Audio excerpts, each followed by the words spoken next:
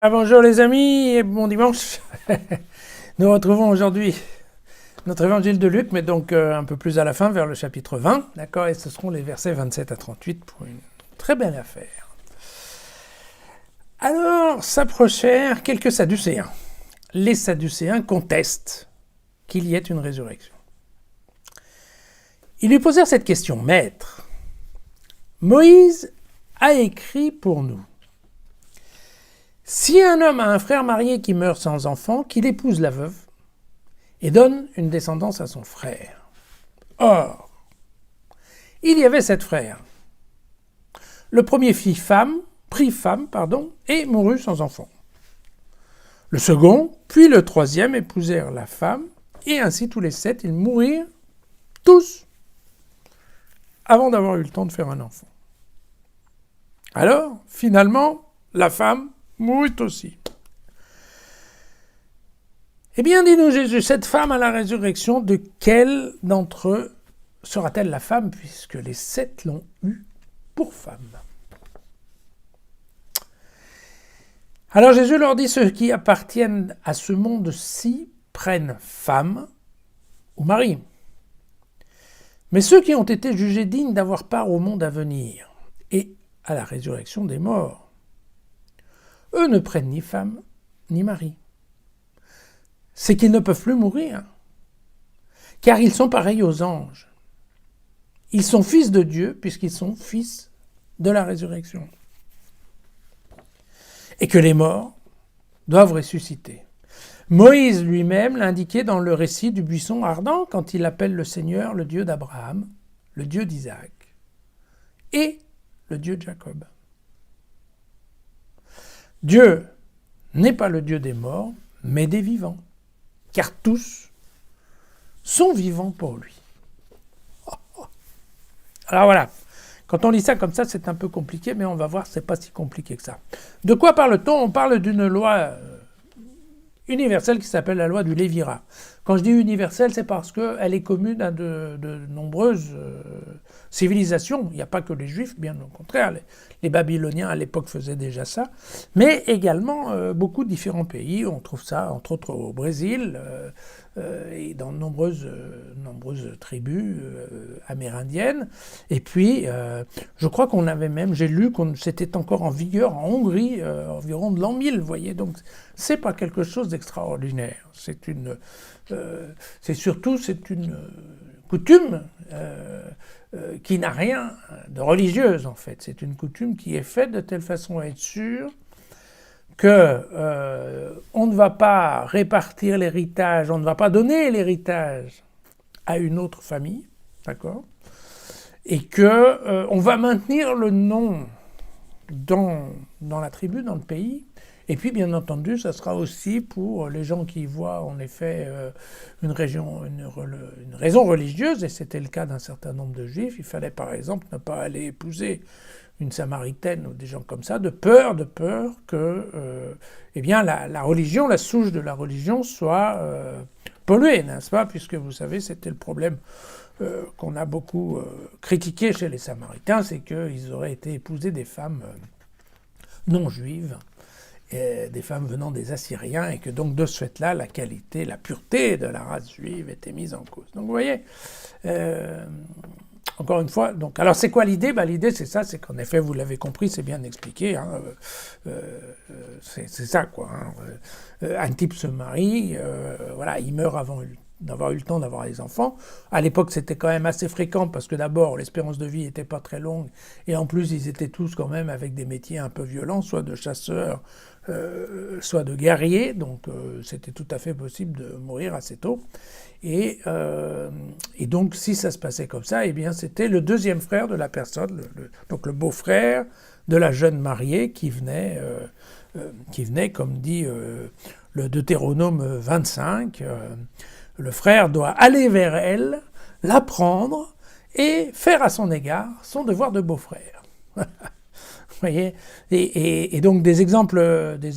Et puis dans le Deutéronome, il y a bien écrit que le premier enfant né perpétuera le nom du défunt, c'est-à-dire qu'en effet, le deuxième frère qui vient faire un enfant à sa belle-sœur, l'enfant n'aura pas le nom du géniteur, mais du frère défunt. D'accord ? Voilà. Alors la Bible regorge d'exemples de ça. Hein. Le livre de Ruth avec, vous savez, Boz, en fait, c'est un exemple de Lévira. Et puis, il y a une histoire dans la Genèse qui est connue de Tamar, une certaine Tamar qui était la veuve de Er. Et voilà, et quand Ésaü, je pense, dit à son deuxième fils d'aller s'occuper de sa belle-sœur, celui-ci ne veut pas. Et comme il ne veut pas, la Bible nous dit que son frère, le beau-frère Onan, c'était son nom, laisse tomber sa semence à terre. Vous voyez, bon, je vous passe les détails, mais vous voyez de quoi on cause. Bien. Alors la résurrection, on en a parlé il y a 2-3 jours, hein, c'est en effet donc c'est un sujet difficile, puisque dans les textes du Pentateuque de la Torah, on ne fait pas référence à la résurrection. On commence à en faire, on commence à parler de résurrection avec des prophètes comme Daniel, comme Job, Ézéchiel, mais on commence à parler de la résurrection du peuple. Vous voyez, on ne parle pas de la résurrection des personnes. Vous savez, c'est à voir avec les grandes phrases de la Bible dans lesquelles Dieu va construire son sanctuaire au milieu des peuples pour être avec eux, et il restera toujours avec eux. Voilà. Et puis, en fait, c'est surtout dans le deuxième livre des Maccabées où on commence à parler, mais vraiment, clairement, de la résurrection du corps. Et alors vous avez cette question, c'est que comme les Sadducéens, eux, par définition, dans leur religion, ils disent non, nous on s'occupe que du Pentateuque, on s'occupe que des 5 textes fondateurs de la religion, on ne veut pas entendre parler de tout ce qui est les textes qui suivent, eh bien eux, effectivement, eux, ils n'ont pas entendu parler de la résurrection, ils ne veulent pas en entendre parler, d'où le fait qu'ils sont complètement...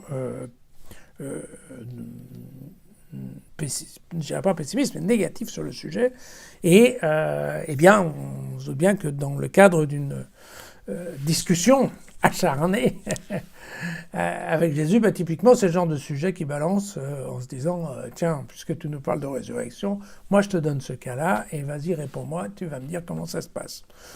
Genre, tu vois, si tu n'as pas la réponse, eh ben, c'est que c'est pas possible. Et voilà.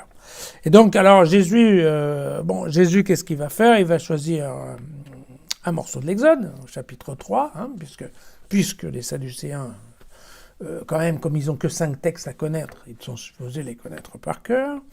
Et il leur rappelle une histoire, en effet, qui est l'histoire du buisson ardent, dans lequel, en fait, Dieu appelle Moïse, très exactement, c'est pas écrit comme ça dans l'Évangile, mais et il lui dit qu'il est à la fois le Dieu d'Abraham, le Dieu d'Isaac et le Dieu de Jacob, qui sont donc les 3 patriarches du monde juif. Alors, si on fait le total, alors c'est facile, d'après la Bible, hein, Abraham a vécu 175 ans, Isaac a vécu 180 ans, et Jacob a vécu 147, on est en train de parler de 502 ans. Voilà. Et donc, ce que dit Jésus, vous voyez, un Dieu qui est le Dieu de 500 ans, ça veut dire que globalement, eh bien, les gens que nous, on pense être morts, eux, en fait, sont vivants. Et il en profite pour leur clouer le bec en disant, voyez, voilà, c'est comme ça, Dieu, c'est pas le Dieu des morts, c'est le Dieu des vivants. Très bien. Et il leur explique que les morts, en fait, sont auprès de Dieu comme des anges. Et bon, les anges, alors les anges, c'est une définition qui est très floue, hein, qui vient dans la Bible, puisqu'en effet, il y a une histoire, très souvent on parle des anges qui montent et qui descendent du ciel, et ces anges, en fait, ce sont des personnages qui n'ont rien à faire si ce n'est être au service de Dieu. Et donc, pour être 100% de son temps au service de Dieu, il n'y a absolument pas moyen, peu besoin, je dirais, d'être marié. Et d'ailleurs, on se rend bien compte que, et Jésus insiste en disant, et puis en plus, une fois qu'ils ont mort une fois, ils sont ressuscités, ils ne peuvent plus remourir. Donc, en fait, ils n'ont absolument pas de nécessité de se préoccuper d'une descendance, d'un mariage, et des choses comme ça. Voilà. Donc, c'est un petit peu cette histoire que nous conte Luc aujourd'hui.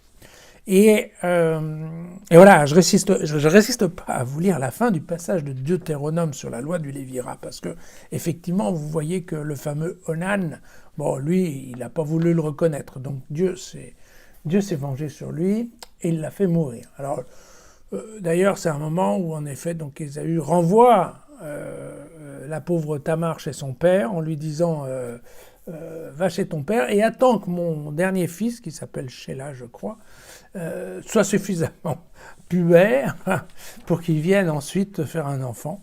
Mais pour l'instant, tu restes chez ton père. Et et Tamar comprend que ça ne va pas tourner. Après, il y a toute une histoire avec Tamar. Mais donc, vous voyez que il est possible, et c'est bien contemplé dans la loi du Deutéronome, que le beau-frère refuse. Alors, si le beau-frère refuse de faire son devoir avec la belle-sœur, elle peut le convoquer devant les anciens, c'est-à-dire le Sanhédrin, d'accord ? Et on lui posera la question, et si par hasard il dit ouvertement « je n'ai pas envie de l'épouser », alors la veuve peut lui retirer sa sandale et lui cracher au visage. Et d'ailleurs, à partir de ce moment-là, on appellera la maison de ce monsieur la maison du déchaussé. Vous voyez, comme quoi, à l'époque, effectivement, écoutez, la protection des veuves était quand même assez limitée. Voilà, vous pouvez bien entendu retrouver ce beau texte dans jesufacile.com, le relire, réécouter la vidéo, la passer aux gens qui l'aiment, qui peuvent l'apprécier. Et si ça vous a plu, eh bien, vous pouvez me retrouver demain.